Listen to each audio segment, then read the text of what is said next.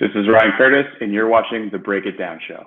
Yes, indeed. Ryan Curtis is on the show with us. One of the things that's cool about the podcast, Ryan, is that over the years, you get to know people, and then the network starts to bump into each other by accident, and it connects in weird ways and everything else. So I've gotten to you through meeting Michael Broderick, and I got to know him through some dudes that had a thing called the Armbar podcast, all veterans, all creators, all sharing the love and connecting the network together. And specifically, I talked to Michael about the project you guys did together, Fathers and Sons. So it's just for the audience more than anything else. It's just this neat network that you get to build together and support one another and create something that's greater than what we were. For us, it turns out that we're all veterans, but in life in general, I think we have a lot of opportunities to do this. You I want to briefly get into how you got into the Hollywood side of things. I mean, you go from being in the military to creating, and that's a pretty big chasm to jump. I mean, it's totally different. It's artistic. It's terrifying in terms of like, so many people come to this part of California to do this, and then try their hardest, and then still fail at it, right? But you've figured a lot of this stuff out. So let's talk a little bit about the path that when you're in the military. Did you know you were going to be a director and be on the creative side of things? No, I had no idea. I think I actually have to take it back a little further than my prior military life. So when I was growing up I grew up in a small town just outside of Boston, Massachusetts, and back in the day, what we would do with my friends is we'd borrow our parents, or their friends' parents, little VCR tape recording things, or with a giant cassette tape that you jam into these like cameras, and we'd make our own little home movies. And for us, that was fun. That was what we would do for fun. And then we'd like edit them together in camera, and then we'd show it to our friends or people at school or whatever. And so it started back then, and I didn't even know what I was doing at the time. And I was actually directing, because I would hold the camera and I'd tell people where to go. And I'd kind of set up the scenes, what's called blocking now. And I'd kind of help shepherd the story. We had no idea what we were doing back then. Those were, if they ever came to life, it'd probably be the most embarrassing thing ever.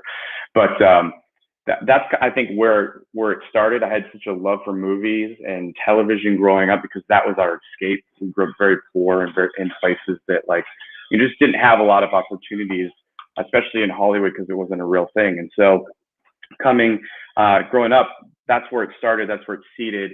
And I was lucky enough to play sports growing up. So I got a scholarship to college playing basketball. And in college, I started broadcast journalism. And so I got a little bit more of some teaching and understanding of what this world could possibly be in broadcast journalism. And then 9/11 happened. And then I spent, 8 years in the Army. And in the Army, this never even crossed my mind. It was never a thing that I imagined would happen. And, as I got out of the military and I was transitioning out, I always just had gravitated towards storytelling. And that started out as an actor, because that's the only entrance I knew. So I took acting classes. And then that got me on sets. And as I got onto different sets, I started to look and watch what people are doing. I was like, this is terrible. I could do it better. And then how can I do it better? And so I started volunteering and PAing. And eventually I was like, I have to move to LA if I want to be serious. And I moved to LA and came out here with about $1,200 in my pocket, and knowing zero people. Yeah. So rich. And let me jump in. I don't want to get too far down the road on this thing, because well, first off, when you joined the Army, was that part of the plan originally, or did you kind of end up in the Army? I ended up in the Army. I personally joined on a whim. My dad was in and out of the National Guard. As I grew up, I didn't know my dad too well, but at one point during college, I was visiting him, and he had to do a drill weekend in the National Guard, and they were taking the ASVAB test, and he was like, you should take that. And so I, on a whim, took the ASVAB test, and the next thing I know, I had everyone banging down my door trying to recruit me in, and they're making a lot of promises.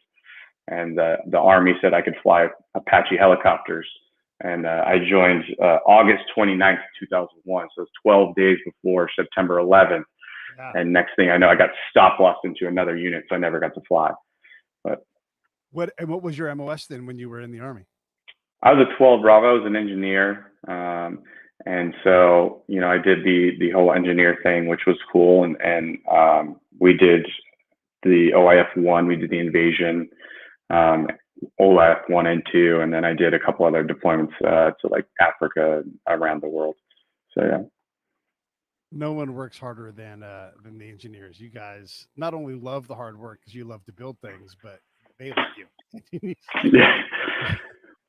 The best part about it is that they let us blow them up too, which is even better. Sure. So, yeah. There's a great engineer patch, just for the audience. There's a great engineer patch, and it's 3 W's, what looks like W's, and there's like a line that goes through the middle of them, and we always have like these funny sayings or parodies of these patches. And so, like for Intel, we had a fleur-de-lis with 4 electrical bolts because the Army loves electricity on its patches, and so we were the Electric Boy Scout. And the engineers had theirs, the 3 W's in the line. We work weekends and get the shaft. Which is so true. Yeah, pretty much.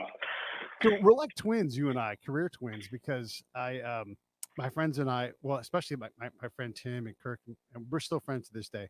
They would go out with their dad and they would make like Indiana Jones knockoffs. I mean, this is straight like Goldbergian stuff, right? Like, so he turned his into an entire TV franchise.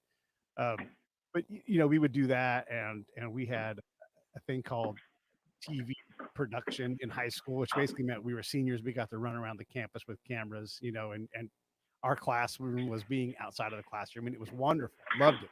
And those tapes are funny. I don't think it would be too embarrassing if they came up. They'd be adorable, because we were kids trying our best and everything. I love that. And then, by the way, I got a degree in mass comm myself. Oh, amazing. Yeah.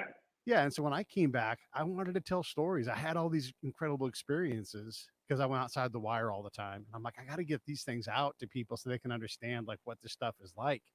And so here I am now, telling these stories and crafting all these things and trying to figure it out. So I understand this path really well, and it's exciting to see someone do it. How did you get to directing though? I mean, yes, you saw people do it better, but you're also acting. At some point you have to say, I'm not an actor. Right? And that's hard to do because this town, that's what you see and know when you first get here. I mean, we only see actors. All the guys with the big houses in the hills, they're producers, Yeah. They know who they are a lot of times. Their names flash by at the end of the credits if you even stay around that long to watch. You don't know who they are, but the actors, So how did you give that up? So I really enjoy being in front of camera, on camera still. I don't take it seriously. I don't practice. I don't do any of that stuff. So if things come up, I'll do some things. But yeah, I realized quickly that I didn't want to be an actor. And I mean, that's a lot of work. It's a lot of rejection. It's a lot of control that you have to give up. You're telling someone else's story. You are at the whim of, opinion constantly. And so, it took me a few years, not just acting. I would be a production assistant. I would be on set. I came up, through like a camera assistant route, and I started doing camera stuff. And it took me a while working a bunch of different jobs on set to understand that directing was where it's at. And so once I figured out what a director really does and kind of is the storyteller and is able to like really just, steer the ship of the story and make the decisions and really like tell the story that they want to tell or I want to tell through the perspective or the, my vision itself, that's where it started to really click. And I understand that that's what I want it to be. And so it really took a lot of work and just convincing people to be like, hey, let me direct at the same time while I started just making my own stuff. Right. And that's the easiest and the fastest way to become a director is to make your own stuff. And I just constantly do it still. And now I'm lucky enough to be hired and direct full time. So I got very lucky. How lucky? Well, I'm here in Los Angeles, still working full time as a director, where the attrition rate of people coming in and out is super high. It's a difficult business to be in. And I think one of the things that you have to be willing to do is just work hard. And I think, I attribute that to, a lot of the background that we both share. Work hard,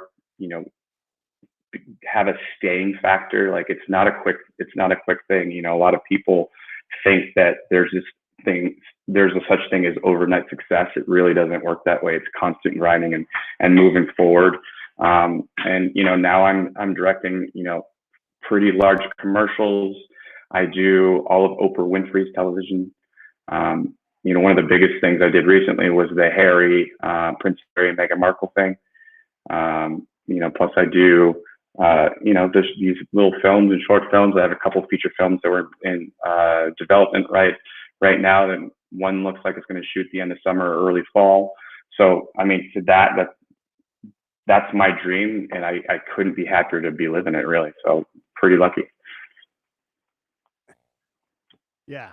The luck factor and the overnight success thing. I wanted to talk about that for a second because you can look at Hollywood and you can think you see an overnight success. Someone like Nick Pizzolatto or his friend Tony Toast. Tony's been on the show a couple of times, and he talks about what those two guys had to do just to have the opportunity that they had. Now, they in terms of overnight success, maybe you could say they took that one opportunity and really destroyed it and got in. But, Tony was a PhD English poetry guy, so he knew stories, he knew how words went together.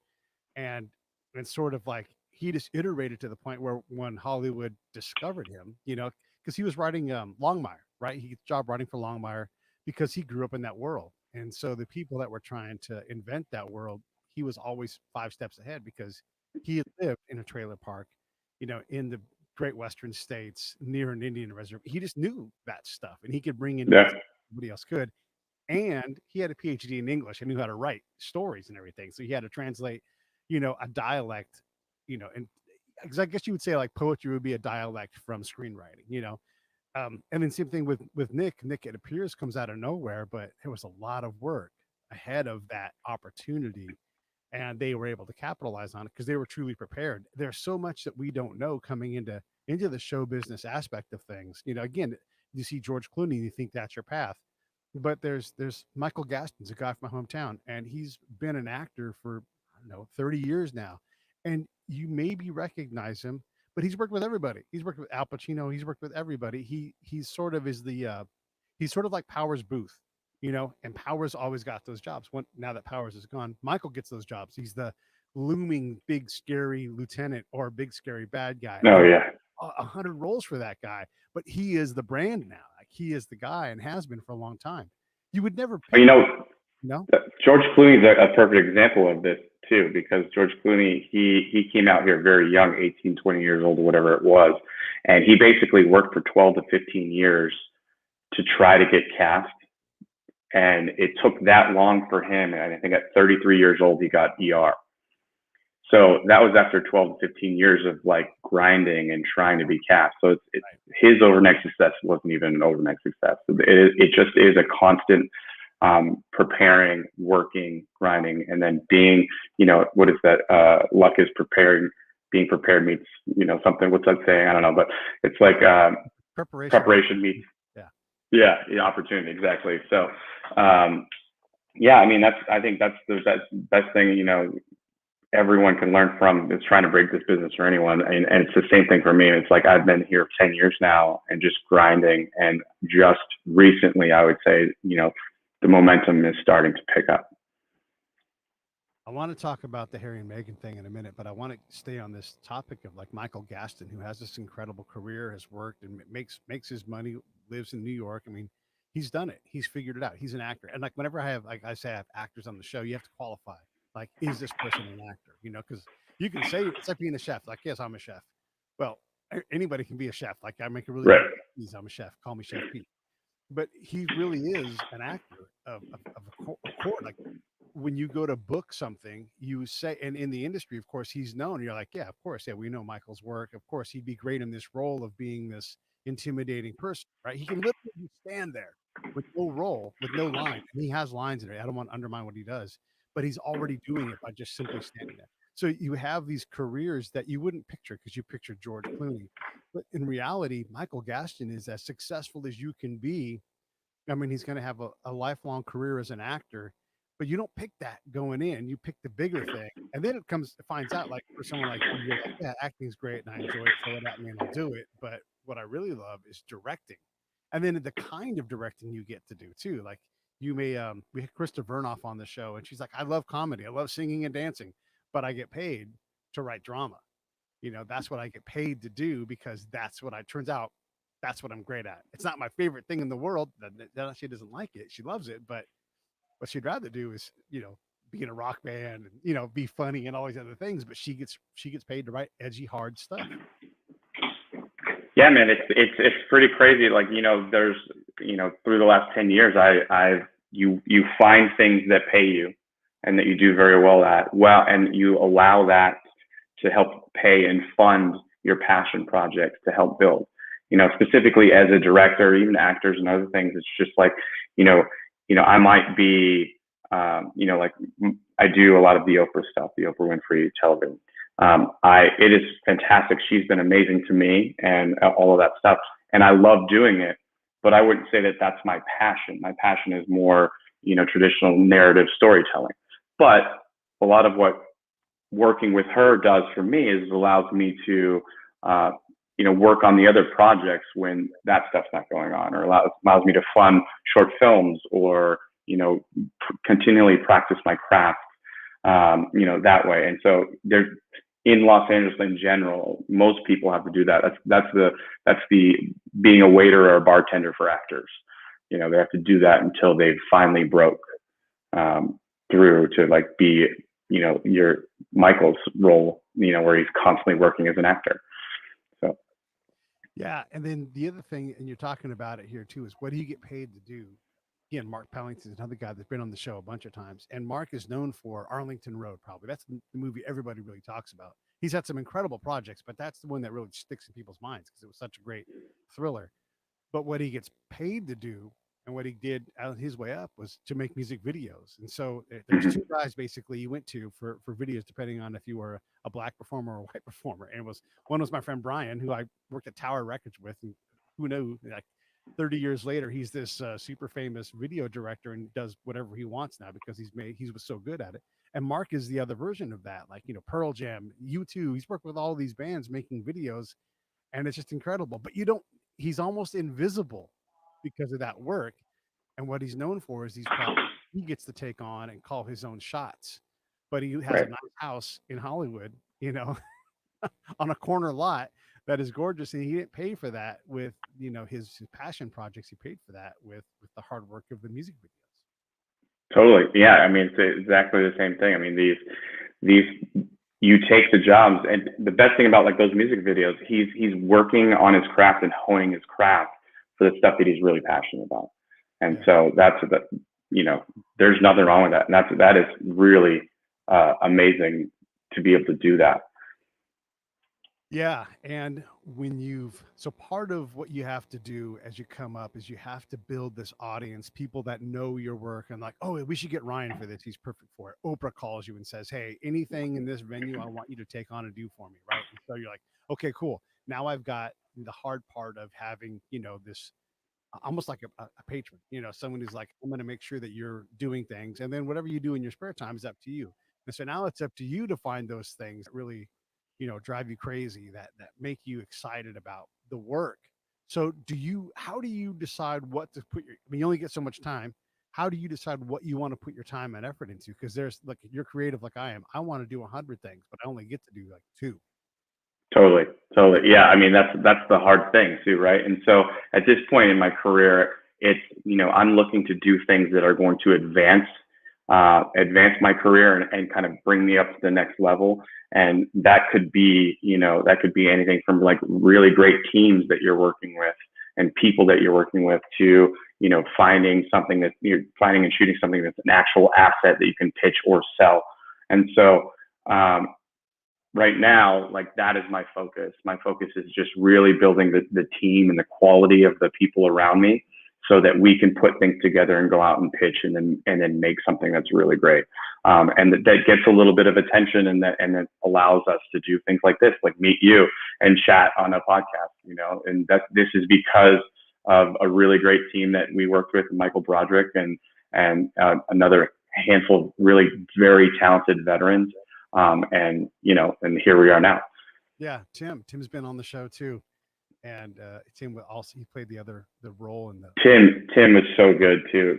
Both Tim and Michael, they just came in and just absolutely just delivered on every single take, and allowed us to play with the performances and we only had a short amount of time to film, so like they were just so fantastic to work with.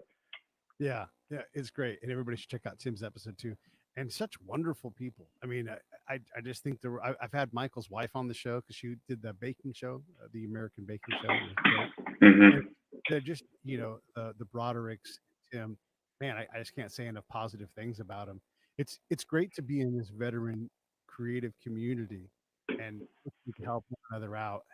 I don't know who's ahead of you as like in terms of a mentor to help guide you on these things, but surely you're also looking back and trying to help others get up and over the wall, or at least say, like, when folks ask me about the podcast side, I just point out the dragons and I say, you're focused on what rock to step on. And I'm telling you, there's a dragon right here that if you can't kill this dragon, it doesn't matter what path you get, this dragon is in front of you and you have to be prepared for it. So how do you guide the next person coming up in terms of what's next? But then how do you also make sure that you are making the best choices? I mean, not that you're doing bad now. I mean, working for Oprah, doing your own projects is pretty sweet, but you surely are still trying to get up the mountain. Yeah, totally. I mean, that's the thing with this business in general is like, no matter how much you do, there's always that carrot that's in front of you that you're trying to, grab. And so I think that with our community in general, the veteran community in general, it's, rising tides rise all ships. And so the more successful we all are, the more successful it helps the rest of us and the ones underneath us. And so, there's quite a strong community here in Los Angeles of veterans that, are really happy for one another and help one another, try to succeed. And I think that's the biggest thing that we can do and that I'm trying to do is just continually work with very talented people and show that, the veterans in general are not just military storytellers. They're storytellers, that can encompass all, corners of life and the world. And so that's a really big thing. And then, just really trying to instill in the guys and the women underneath, that are falling behind me. It's just like, you got to put the work in and you've got to constantly be, working and honing your craft and making things because that's how success happens. So when Michael brings you this project, let's go back to Oprah. So working with Oprah, how is that? How is she as a boss? Is she, hands-on? I mean, giving you this opportunity to do this Meghan and Harry thing is a pretty big deal. I mean, if you didn't know, right? And then has that led to more phone calls? Because I watched it. You did a great job. I mean, you were like you're supposed to be invisible, but the story was there. Totally. And it's interesting with the Oprah stuff is like, it's set up a little differently. They have their producers and their creative producers on their team, and they're formulating a lot of the story elements. And then where I can come in is like, I help with, the actual execution of it. And so, that's kind of like how I come in. And I've been lucky enough to be with her for like 8 or 10 years at this point. And she's been fantastic to me. She's a couple layers above me where I'm mostly dealing with, the executive producers on her team. And they've been really, truly amazing. But, I've been working with them so long at this point, it's plug and play. They're like, hey, we're doing this. Here we go, get ready. And we go do that. And so I actually just got back from Hawaii. We shot about a few episodes of television in Hawaii with her. And I think we have a couple more coming up, but she's been fantastic and has treated us very well. Yeah. How in the world do you get this gig? I mean, do you apply for it? Does someone reach out? How does this opportunity drop in your lap? Yeah, I mean, this is, I think, a luck thing for sure. When I got out here to Los Angeles back in the day, I was volunteering on Craigslist to like work on sets and things. And I had met someone on set somewhere that was looking for an assistant to a director of photography at the time. And so I went and interviewed with this guy to be his assistant, basically. And he would shoot for OWN and Oprah on occasion. And so they came out and they would hire me, and that team liked me when we started to shoot for them. So they would hire me more often, just to come back and assist and whatever. And at that point in time, it was like when the 5Ds, Canon 5D little cameras started coming out, and I'd saved and pinched every penny that I owned to buy one. And then on one of the times we got on set, I just broke it out and started shooting things and shot some B-roll and beauty things. And then I just handed it over to the producers. And I was like, here, see if you can use this. And the next time they were like, hey, can you do that again? That was awesome. Did it one more time for free, basically. And then from then on out, I was hired. And I just got everything that they would do. They'd just hire me to do the same thing. And I started to grow that way. And it was just, a lot of luck and opportunity and just being ready.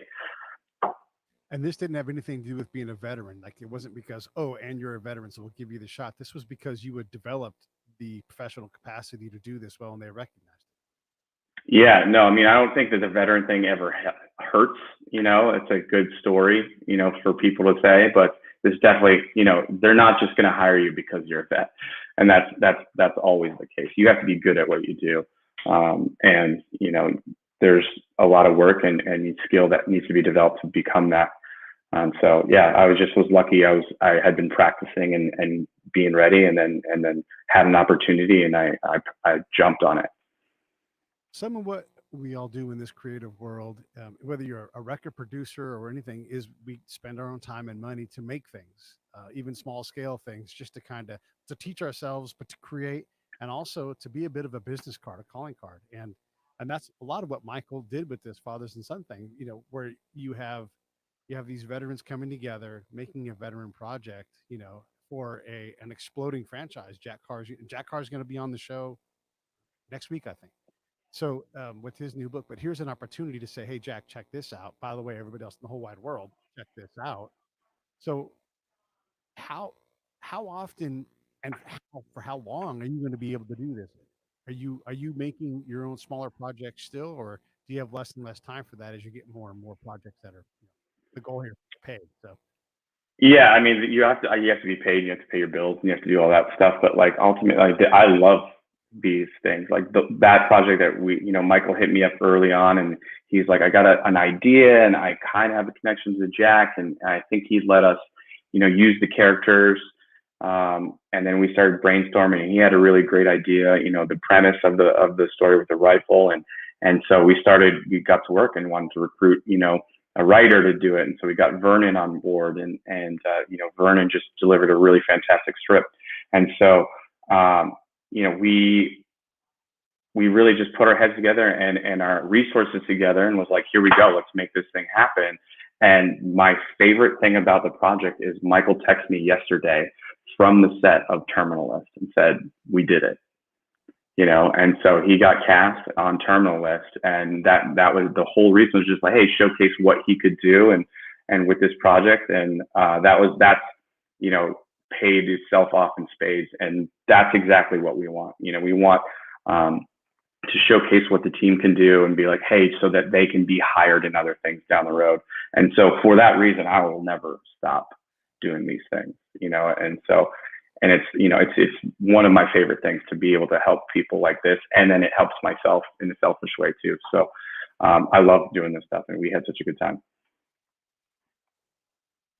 Yeah. And you can tell that you guys, well, first off, I mean, it's genuine. I mean, as a veteran, as a guy that's done a lot of crazy stuff in my military career, there's just no denying that Tim is legitimate, and Michael is just, these guys are also professional pro actors, so it's no problem to pull off the reality of this, but also just the look of it, man. Like just for those who didn't watch the Michael Broderick episode, and I'll put the link in there, you've got Michael and Tim acting as the main characters. I don't remember the lady's name, but these guys are actual veterans, but they're also professional actors too. And then the direction is just so great. He did such a great job, and you made them look like great pool players. And Michael's like, we made some shots, and everything, but also the writing. And the writing, he brings in, I can't remember the guy's name right now either. You just said his name a second ago, but Vernon, Vernon. Vernon. Yes, yes, yes. And so you have Vernon, all these people that come together to make this thing a reality. And it does, it sings, it looks great. If I'm Jack Carr, I'm like, man, I'm inspiring my brothers and sisters to create things. Of course, I'm going to get behind this. Oh, and by the way, Chris Pratt's about to make this movie, like let's get these guys all dialed in. It's such a great story of collaboration, and it just again, it's such a great job on the whole thing. I mean, it's a short little film, and I don't know if you guys are going to enter it in any kind of festivals or anything, but just kudos to you guys for putting this together and believing in yourselves and believing in the ability to get in front of this project. I'm sorry, you broke up there. What was the question again? There wasn't. I was just saying kudos to you guys for putting this project together and really making it happen.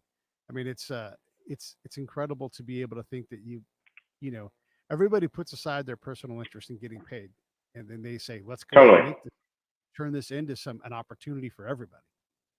Yeah, and it worked. And I really have to give credit to all those guys for just, Tim and Michael and Tyne and Vernon, everybody for volunteering their time there.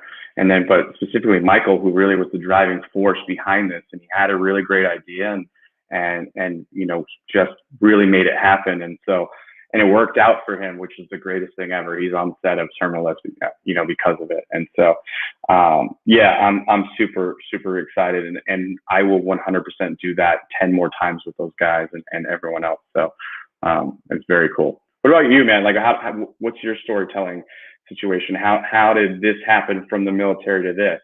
I'm sorry, I'm not fully, Yes, no, it's fine. read in on your background.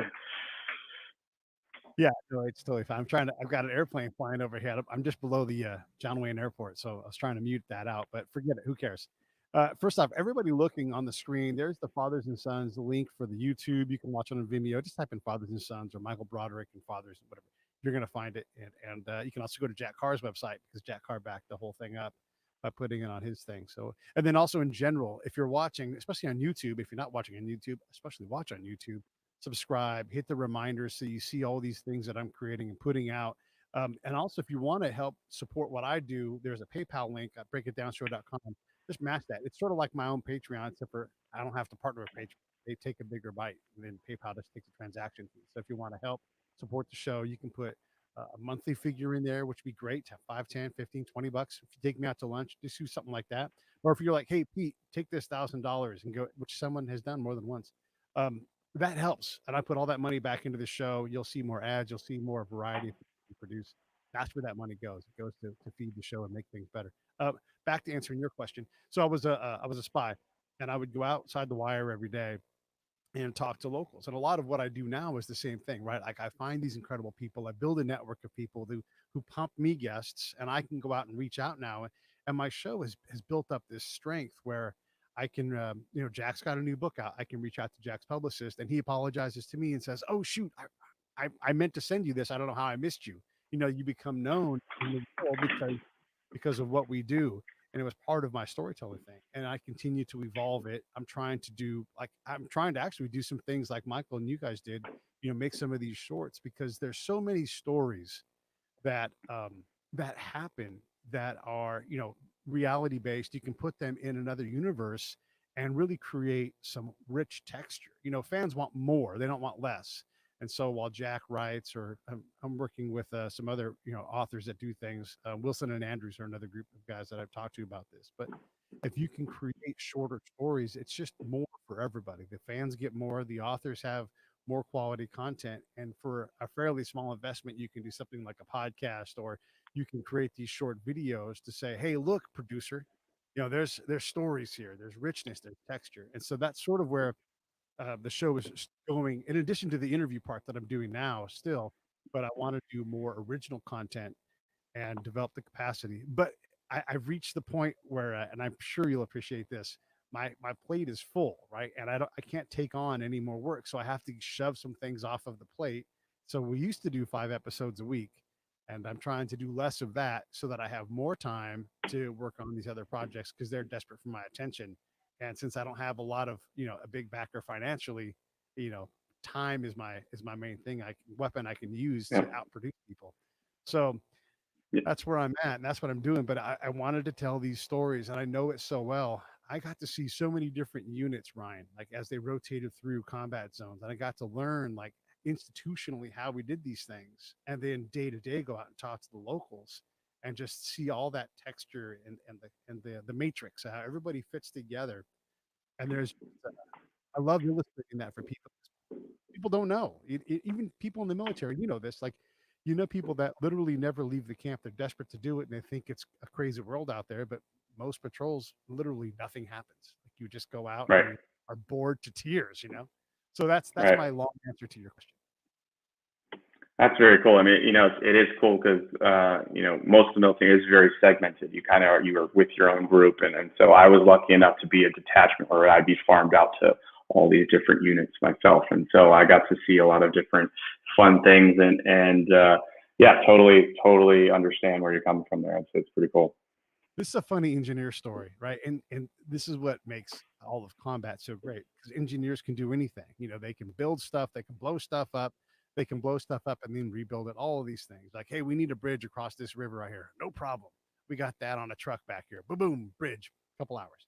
So we had this new unit rolled into Afghanistan, and it's rugged where we're at, really rugged. And the unit planned on like we're going to push south, we're going to ensnare and encircle the Taliban and destroy the Taliban in this region, and we will win. You know, and that's just not how these fights work. And so we tried. Hey, listen, this is not going to happen. There's a couple problems with your plan. One, it's winter. They're not going to be out there standing in a field waiting. Like there's no bivouac site. Bivouac's a camp for everybody. But they were determined they were going to do this. And like the first time they prodded out in their vehicles, the vehicles slipped off of the non-existent road and they got stuck. And then people had to go to the bathroom. And they're like, you know what? We got to come back. So like, and then the best thing, it's wintertime and it's super mountainous where we are. And this giant hunk of mountain blocks the main pass. And we report this in because I'm an intel guy, right? We report this in, and especially, and we know go to the engineer first, like, hey, there's going to be this problem. This giant piece of the mountain has fallen in the past, and this guy doesn't know us, so we have no, like we work together. They don't know who we are. They don't care, and they're like, yeah, whatever. We're like, you don't get it. This thing is enormous. The locals can't stop talking about it, and you're not going to be able to use this pass anytime soon. And then, of course, the engineer's like, there's no pass that I can unblock. There's no way of it. So we keep finding out more about this because we want to make sure that they're right. And ultimately, he has to stand in front of the commander and say, we've looked at this thing every way. There's no way to move this thing. There's no way to blow it up. If we try to blow it up, we'll bring more of the mountain down on top of it. If we try to chisel it away, it'll take us the entire deployment to do it. Sir, we're going to have to find another way around this mountain.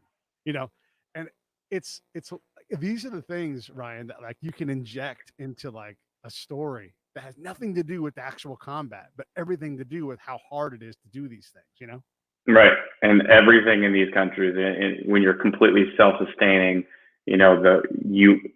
everything becomes 10 times more difficult. You can't just go down to the local store and pick up something or, any of these things. So yeah, it's those small details and the little nuances that, you as a veteran, myself as a veteran can inject into stories really kind of elevates it. And that's what makes it special on our end. What kind of stories do you write at all? Are you trying to do screenwriting or do you have someone you partner with?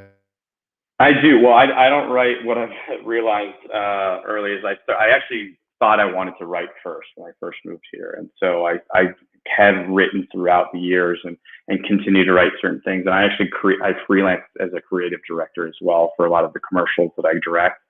I'll be brought in early on from like the agencies, and then I'll conceptualize the entire like marketing campaign, and that involves like all of the writing process and doing all that stuff. And as far as narrative stories, yes, I write, but what I've realized quickly is that there are much more talented writers out there than myself. And so what I try to do is partner with a true writer, and then they'll make my stuff better, and then I'll make their stuff hopefully a little bit better, and then we were able to move forward with that. And so I have a couple scripts that I co-wrote that we've sold, and then I have one that I co-wrote with a Marine Corps veteran who was intelligence and as well, and she's just the most talented writer I've ever worked with. And we are going to shoot that script in the fall. We have a couple producers on board and financiers, so we're very excited about that. That's cool. Yeah, more projects is better. And do you have a desire to tell more veteran-based stories, or are you trying to create things that are specifically not that, to get away from that sort of, I don't know, just being pigeonholed? I think that there's a mix for myself. I like to tell, I want to tell military and veteran-based stories in a specific way. But what I've learned in pitching and getting out there is that people are not closed off to it, but like there is a bit of an oversaturation in certain ways that it has to be very different. The veteran and military stories have to be so different that we haven't really seen it again, or there's just a new spin on it. And so I want to do those, but ultimately what I want to do is just tell all stories, and that can be veteran stories, or it can be stories about, where I grew up, in Boston, or, a place that I traveled or whatever. Just take the pieces like you talked about yourself, and just like those little details and nuances, and inject them into the storytelling, and try to make it, relatable to all audiences. I'm having some on the fly technical difficulties here. I'm not sure how my camera system shut down, but for everybody watching, sorry about that. Yeah, the mix of veteran stories. Gosh, I always want more reality, and we're so much better at reality now than we were, say, 70 years ago, But even like Saving Private Ryan, there's so much reality. Like, it's just one linear piece of a story, There's 100 other stories in there that you would just be jaw-dropping, like, oh my God, I can't believe this. And we do a great job of World War II, because if you were to watch all the World War II movies, you'd be in the theater for months, like just watching these things. So there's always more of that to add in, to give people an idea, like just what it's like. Especially, what was that one movie about the Gulf War? It was just so boring. Like literally nothing happened. Jarhead. Yeah. Well, that was like kind of the point. Right. Point is like, they get over there, and then like all they want to do is like execute with the skills and the training that they've done, and then nothing happens. So, yeah, it's crazy. I think that I think there's still a major oversaturation of, World War II stories.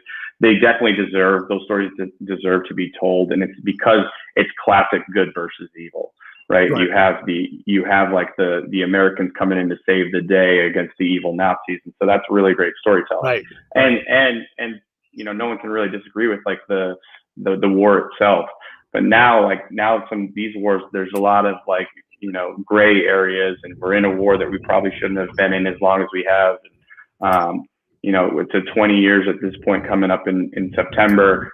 And so it's pretty crazy. So, but I do think that we're going to have a wave of pretty amazing stories to be told, especially about early on in this war, it's going to start to happen as guys like us are going to be able to start to tell those stories, or have the ability and capability to tell the stories. Yeah. Well, look, I don't want to take all of your day. I know you're super busy. Do you have any questions for me, or do you have anything else you want to bring up? You want to talk about Oscar Mike? What else should we talk about? And by the way, everybody should go check out Ryan's website. There it is in the bottom of the screen.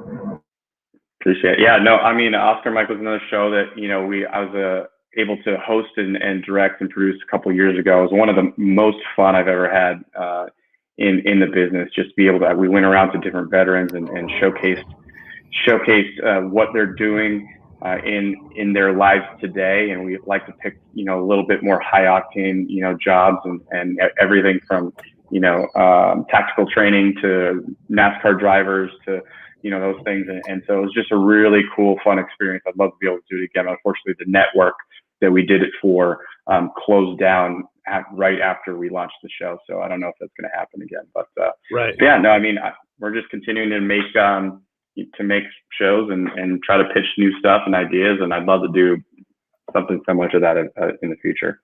So Michael Broderick picked Jack Carr and ultimately Indivisible as a bunch of folks he wanted to work for. Who do you want to work for? Like, if you were going to make something right now, you're like, I would love to target these guys and work with them. I love what they do. Not that Oprah's not already incredible. Yeah, no, totally.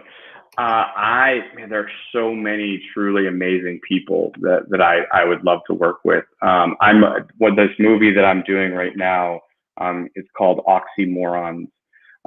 Oxy as in the pill. It's a pharmaceutical heist movie based in Boston. Oh, nice. And so I think we're targeting right now is like Pearl Street, which is Matt Damon and Ben Affleck. And so like those guys, I'd love to work with those guys, in the future. But on the military side, there's a handful of books or productions that are happening, the Jack Ryan series, because I'll just be different than Michael, because the Terminalist guys would be amazing to work with. Yeah, of course. I would love to do that. But, like the Jack Ryan series on Amazon, I'd love to work with those guys. Dude, there's so many talented people out there that I'd love to get a chance to work with. If you want to learn about Ryan's work, if you want to work with Ryan or see what's up with him, ryancurtis.us is a good place. Obviously, his IMDb page is another good spot. But I mean, this is how you put folks to work. If you're a veteran and you're trying to figure out what to do to get into this industry, reach out to Ryan, reach out to me, reach out to VME. If you don't know what that is, we'll put the link in the show notes and you can look it up. That's a great way to get into a network of people who are where you are and ahead, but also trying to pull you up and show you the ropes and get you the jobs and help guide you to that process. So if you're on the veteran side, VME. Do you want to talk about VME at all?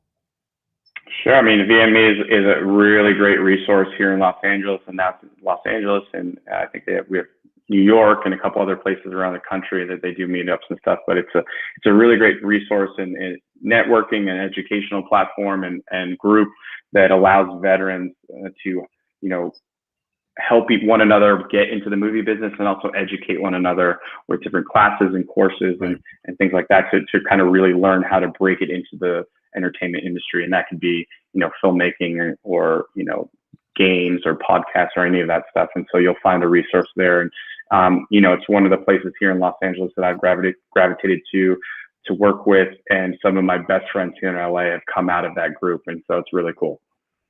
Yeah, check it out, VME. I think VME.org, I think what it is. And again, that'll be in the show notes. Take a look at it.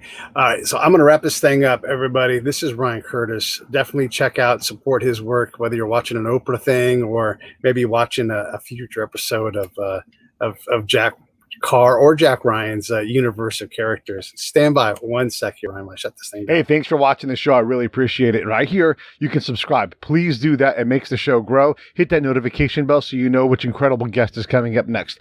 Down below is the PayPal link. You can put a small subscription in. That is an enormous help. All that money goes right back into the show. And then right up over here are the next episodes you should listen to, curated by yours truly. Thank you